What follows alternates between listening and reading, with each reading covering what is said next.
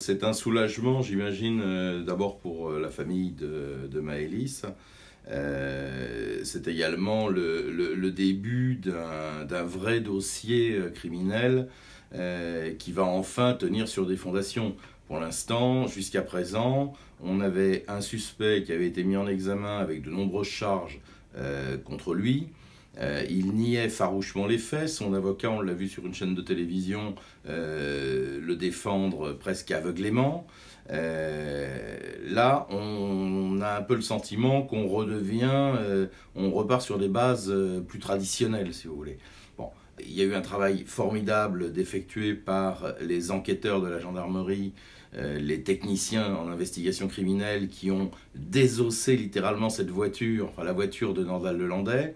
Pourquoi? Bien parce qu'ils l'ont vu quelques instants après qu'il ait été entendu lors de sa première audition chez les gendarmes, aller dans une station de lavage à Pont-de-Beauvoisin et passer 2h17 à nettoyer à la fois le coffre de sa voiture mais également l'intérieur de son véhicule.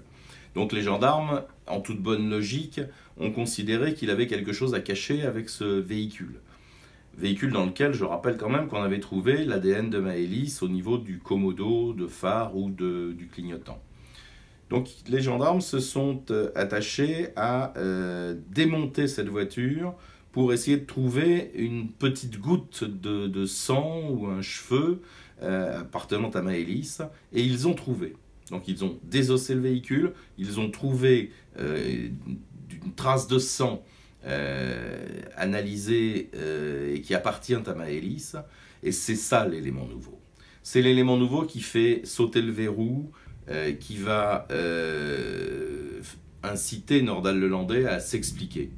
Selon lui, ce serait un accident. Alors évidemment, Nordal-Lelandais reste Nordal-Lelandais, c'est-à-dire qu'il essaye de minimiser à chaque fois. Pour l'instant, dans toute la chronologie de cette affaire, comme pour celle du militaire de Chambéry, il ne reconnaît les choses que quand on lui donne un élément.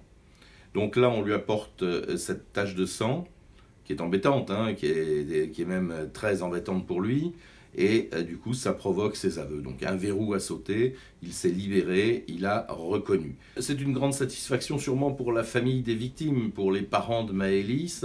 On se souvient qu'il y a peu de temps, la maman de Maëlys avait lancé un appel à l'avocat de Nordal-Lelandais en l'exhortant de faire parler son client.